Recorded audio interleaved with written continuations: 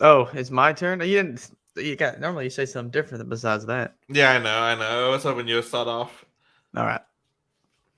Hey everybody, welcome back to the For the Long Haul podcast. This is Blaine sitting alongside, Brandon. Oh, and if you guys are watching the video, you guys can see our names down below. also True. And today what we are going to talk about is Blaine, basically being a real estate agent, Blaine's journey with it. Gonna ask him some questions about it, and hopefully, if you guys are thinking about becoming a real estate agent, have ever thought about it, maybe this can shed some light on it for you guys and all that. But before we get started, we've been like doing a little bit, like maybe a couple of minutes of pre-show banter in the past couple of episodes. So, how's your day been, Blaine? it's been good. Just working. Oh wait, today just today though? You're talking Yeah, about I just said, how's your today? morning today? At Oh. least that's what I think I said. Yeah, you said that. Oh, nothing crazy. Um, took care of some chores. And I was just like, I need to eat. And then you messaged me, and I was like, oh crap. And so I like hurried and made some ramen noodles because I was like, I can eat this really quickly. And then had some ice cream. I like me some ice cream. What And flavor? uh, Texas Two Step HEB brand. It's like cookies and cream base with like chunks of Oreo in it and cookie dough. That sounds delicious. HEB brand ice cream is super good. It's really creamy. It's real nice. It's smooth. I really like it. Yeah, HEB ice cream is pretty good. What I think is underrated is the blue bunny one. I do not think that's underrated. It's not that good. I loved it as a kid because we got it a lot whenever I was a kid. Like it was that, especially because of the butter pecan and all that. Yeah, Blue Bunny. I don't think Blue Bunny is. I think a little icier. I think it's got more. It's not as smooth. It's been a while since I've had it, but that was my opinion a long time ago. I gotcha. Oh well, let's get on to the episode, shall we? So, first of all, tell us why did you decide to take a path of real why did you decide to become a real estate agent in the past? So why I decided to do it in the past is essentially because I was in college and I was looking up how to like prepare yourself financially for the future and like, retirement and like just throughout your life how to get better and better and being more financially set. And then what I came across was real estate investing and buying properties and like duplexes and triplexes and all those different terms, different types of properties. And I was like, okay, so real estate investing, that seems great. I really like that. And then it was just like, well, what's right next to real estate investing? Like, well, you could just sell the homes. So like you could find them because you're in the field. So excuse me, you know which ones to buy. But then you can go buy them yourself because you're already selling the property. So your business exposes you to the other things that you want to do at the same time. And so that's what led me to looking at a career in real estate because it was like, well, that makes total sense. Like that's my job. And then if I find ones and I'm like, oh, I like this one, then I just buy it myself. That's what Uh, led me there. all right, interesting. So, next thing is, what was the first step in order to become a real estate agent for people that are wanting to become one? So to become a real estate agent, first and foremost, what you have to do is you have to get licensed before you can do anything else, really. And so you've got to take courses. There's many different places that offer these courses that you can take. And like Champion Real Estate School is like one of the pinnacle names. And I used Allied Real Estate School, and I don't remember how, but they knew I was getting a license or something, and they were sending me marketing materials. I think I don't remember how they got to that point. I must have had to apply for something first, but I feel like that was the first thing I did. But I don't remember. But I swear they sent me a marketing thing and it was like, all right, super, super low deal. And I was like, wow, this is really cheap. And I waited and I was like, all right, I'm going to do this. I'm going to do it. Excuse me. And then maybe I should have had some tea this morning. And so I was like, all right, I'm going to do this. And so it's been so long. It's been like since 2017 when I got it. It's been like 5 years. But for some reason, they were sending me marketing materials. But first and foremost, you've got to take the courses to get the license. And so you go through there, you start enrolling all the courses that you need with a certain company. They typically tell you what you need because that's their job for state. Each state's different. And then after you have to take all the courses, you pass the exam stuff, just like school. After you do that, you got to go take a test. And then, so you got to go take the test. It's proctored by, a company that's able to do that kind of thing. And so somebody watches you take it, so you can't cheat or anything like that. If you get caught doing it, you're in trouble. Um, and you got to pass the test. You have to have a certain grade. I think it's an 80% or better. Maybe it's 70, but I think it was 80. I don't really remember. If you fail, it tells you by, I think, what areas you pass or fail in. It's not super easy to know exactly what you got wrong. It's just an area that you didn't make it, I think, and then how many questions you missed it by, because there's different sections of the exam that you have to make, and I think it's like that. But the overall grade is like you need 80 or better, and each section there's a bracket. Like this one's about, you know, financing, and this section had 14 questions, and you missed 12, so you got 12 out of 14. Like you can't fail that part, but it just tells you what your weaknesses are, so you can study those in case you need to do it again. I took the test the first time. I failed it the first time by like 2 questions, and I had to Ooh. retake the exam. And I studied again, and then I passed it. And when you pass, you don't know how much you pass it by. It just says passing grade. So like your grade is passed. Like you don't know how well you did, and so you just know you're smart enough to do it, I guess. Okay. So, how was the course like? Since you said you had to take a course to do this. So the course, even then, 5 years ago, it was all online. They have in-person courses. You can do these crash courses that you can get your real estate license done so quick, and you're gonna save time, and it's gonna be easier with an in-person course. Because you'll go through, you do the exams and everything, even like the chapter exams. They'll kind of, they'll tell you everything. They'll tell you like what's going to be on the test pretty much. Some teachers do, anyways, and then and like what's going to be important stuff that's going to be on the test, and then but me, I did it online, and so I didn't have the availability to do it in person because you can get it done. It's a lot more expensive in person, but you can get it done super fast and efficiently. So I did it all online, and so I could do it all at my own pace, and I got the books to go with it and everything. And so you have to spend a certain amount of time in each course. So like you're actually like reading the book, even though they give you if you order a physical copy of the book, you can read the physical copy, but it doesn't track those hours because you're not logged in, so they can't tell. And so there's some days I was reading it all online. There would be days I'd go outside, I'd read the book for a little bit, but then I would turn the computer on in the other room and have it on, so it was tracking the hours. So it was, because it was allowing me to take the exam, because it wouldn't allow you to take the exam if you didn't have the course open long enough. Mm-hmm. And so that was the thing. That's how they measured that you were in that course for 30 hours, that your browser was live, and you moved the mouse, I guess, every hour or something. I don't know. And but yeah, it's not too bad. The exams were open note, and on a computer, that's real useful because you can control F and search the term and pull up the answer. Even the final exams were open note for each course. Okay, so I actually wasn't expecting that answer to what you said. Is that they Mm-hmm. actually have because from everybody that I've known that's gotten the real estate license, which is a couple of people, surprisingly, uh, all of them I've seen all of them do online. So I didn't actually think there was an actual in-person class. So that's Yeah. actually really interesting to know. So if you're a better person learning online, then you can do that. If you're better at taking the classes in person, then you can do that. That's honestly interesting to know because I thought it was all online. Yeah, because that's the old school way of doing it, so it's just less common now.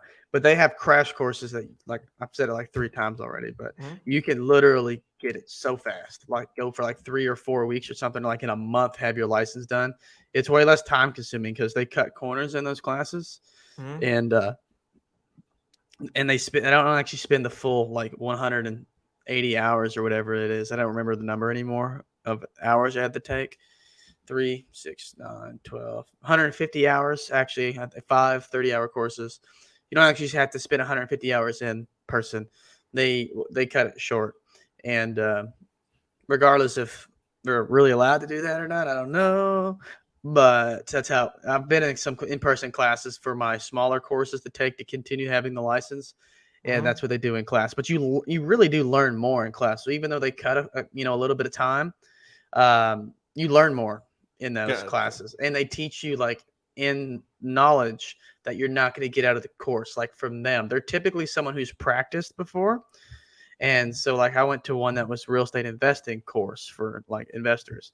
And that was part of one of my courses for continual education to renew my license. And this lady was like a real estate investor, her and her husband for like 15 years, 20 years, 30 years. I don't know. It was a long time.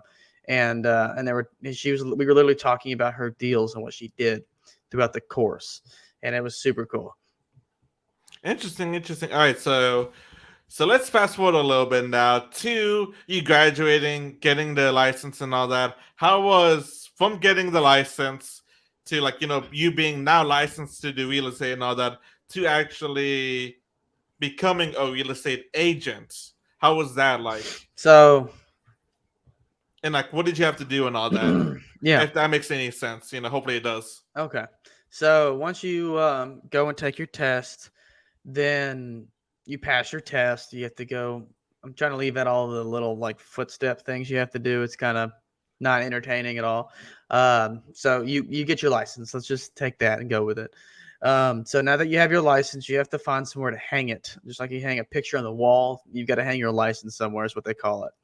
Wait, And do you really or you don't literally hang your license on a wall. I mean, you can, but what you need to do is you have to hang it at an office somewhere. So that means you have to have your license and you have to associate it with an office, because you, as an agent, until a broker is the only one who's allowed to operate by themselves for themselves. An agent has to work underneath a broker, and the broker is responsible for the actions of the agent to a certain extent. okay, So so it the sounds like broker, the fourth step is becoming an agent for a brokerage. yeah, you have to.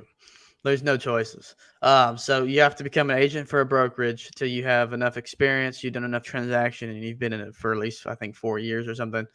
And once you've done that, you can become a broker if you want to be. You accept full responsibility over yourself and others if you recruit agents, or you continue to stay an agent and be under a broker. And the broker is responsible for your actions, but still, you can get in trouble too. But it's just you're under somebody. And so you have to go find an office. So you go interview for offices and try to find someone that's going to fit for you. Try to find some place with a good training program. A lot of them offer that. Big box brands will offer you that training program or mentorships, things like that. The real estate course does not teach you how to sell real estate. You have to go and practice and learn from others, or actually learn from others, because how else are you going to figure it out? And because the real estate course is real estate law strictly, it does not teach you how to sell real estate at all in any of it. It's terminology, legalities, contracts. That's real estate laws, what you learn when you get your license. Then you learn to Yes. sell. So it teaches stuff like escrow, etc., etc. Yeah, all that different stuff. That's what it teaches you. And so when you after you get out of that real estate law, all the financial stuff, all the paperwork crap, that's everything that you're learning in that class and classes. And when you get your license, then you go find a brokerage, you interview, find the one you like, find the one you mesh with, the ecosystem you're gonna like, and then you join that and you hang your license there. So you do the paperwork for that.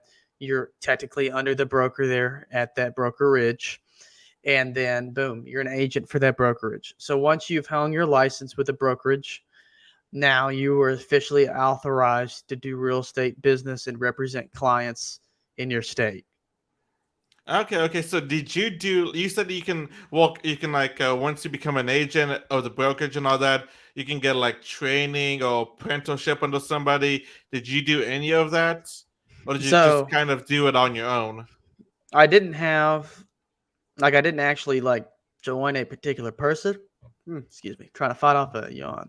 I didn't actually join a particular person. Like I joined the brokerage, and Mhm. then pretty much the office manager and the person who I guess you say assistant office manager, the owner and the office manager. That's technically what it was.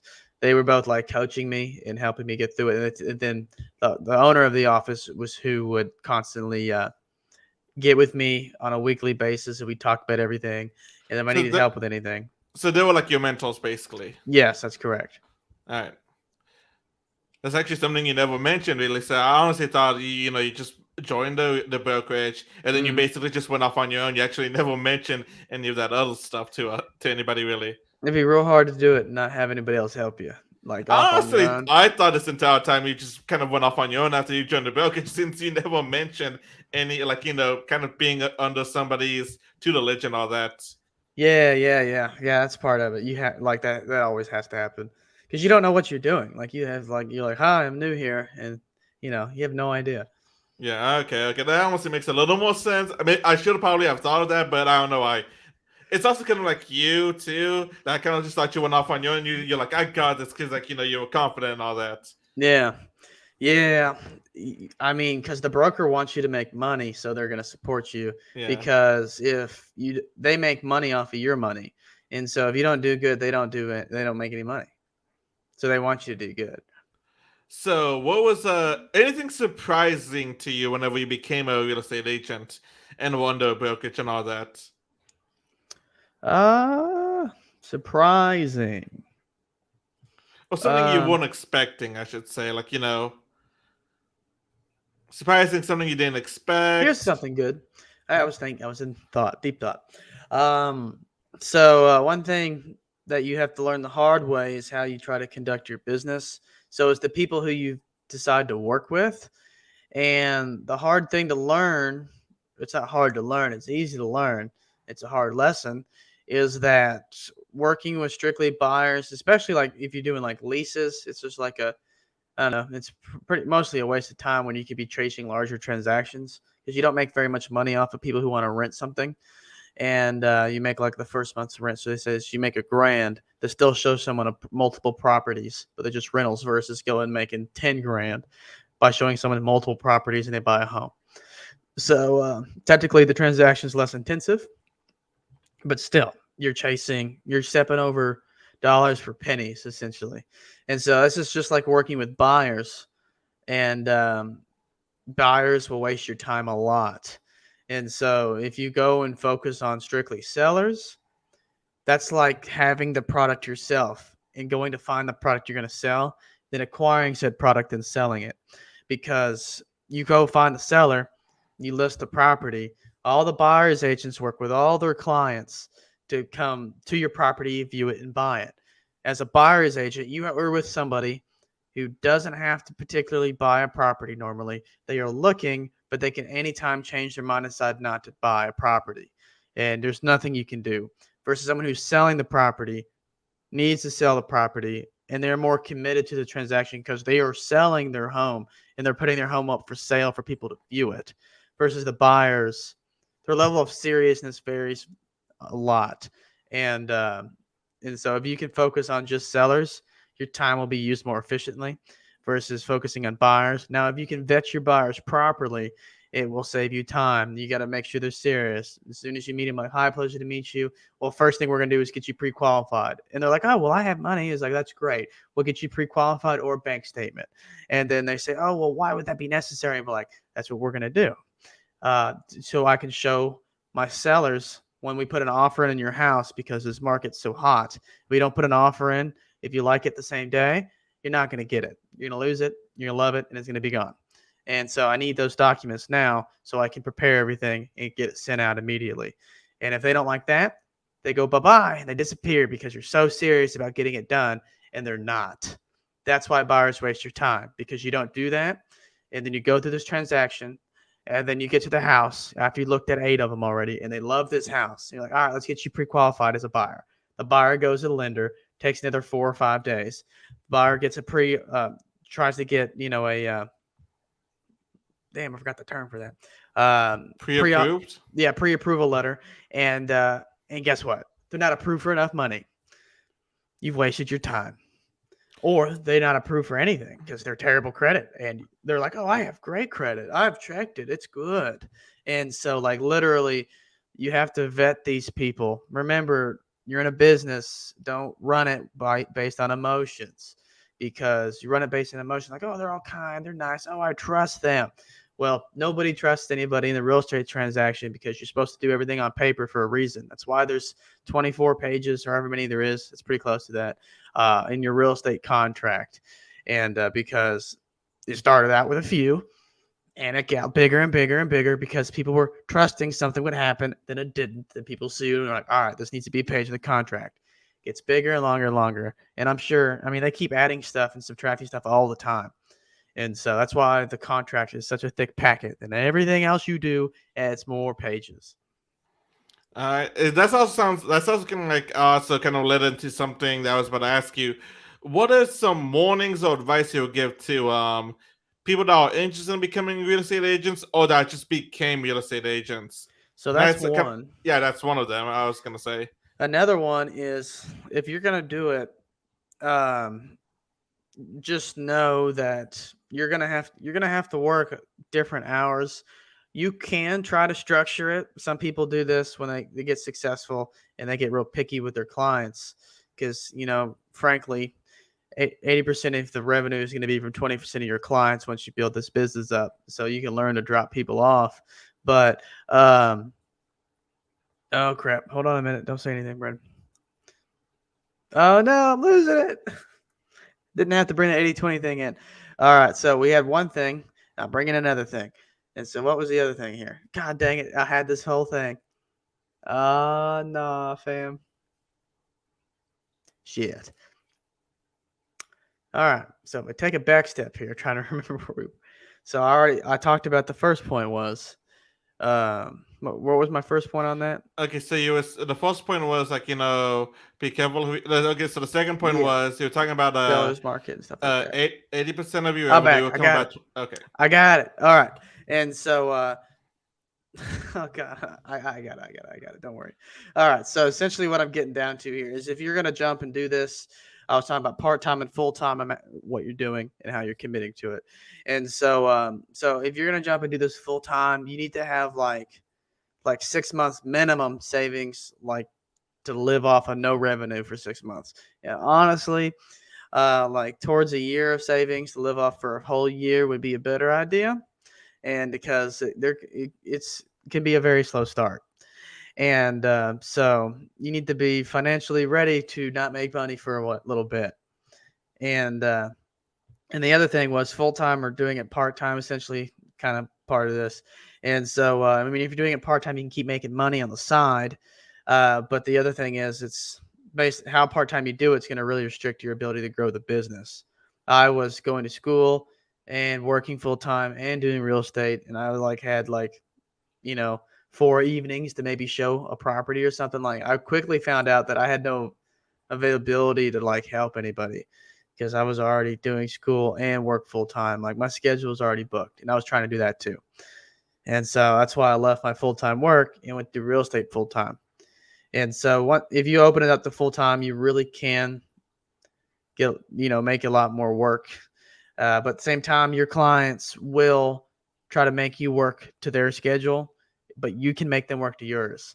And they're willing to compromise. And frankly, you can make them work entirely to your schedule if you want to.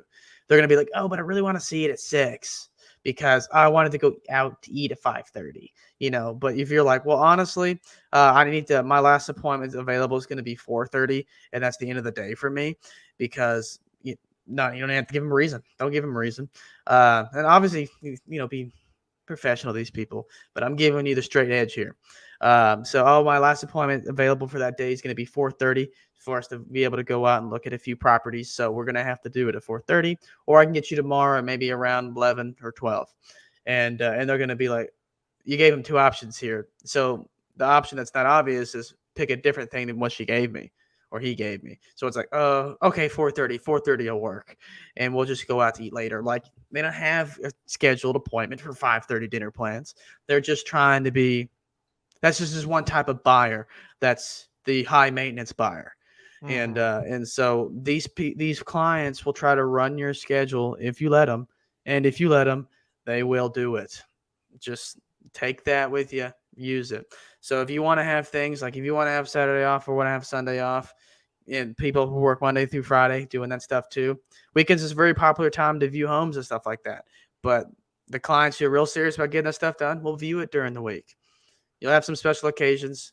At the beginning, I mean, honestly, I'd probably be working weekends and weeks. I always went out on weekends to show properties, and but that's the one thing that I've got for you.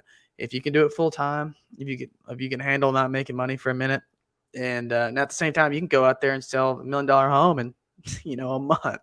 It can happen. It's just you don't know what's going to happen. You're going to go out there and work, but just be prepared to be safe and not make money for 6 months to a year. Any other advice, tips, and all that you would give to anybody that's thinking about doing it, or like just started off doing it? I mean, it's really fun. I currently I don't actively practice it, but I have my license as active, and so I mean, it's a really fun thing. You have to get used to inconsistency in your pay until you get to become higher volume, and then you're gonna have more consistency versus getting a deal and then being dry for 2 months and getting a deal. And so you have to work really hard at prospecting and continuing to find new business, and as long as you can live with the fact that you have you're complete off a commission. So if you don't sell a home, you don't get to eat, and so that's how it works. And so know that before you start. That's really important. All right, all right. All right, anything else you can think of or anything like that? Nah, I think it's what I got on this one. If you have questions about anything, you can always One ask me. question though. hmm So what happens if you want to buy a house and since you have a real estate license? You can either represent yourself in the transaction, and that's just fine, or you can have another agent represent you. What will be the cheaper option? I feel like I know the answer. I just want to ask it. The cheaper option is neither.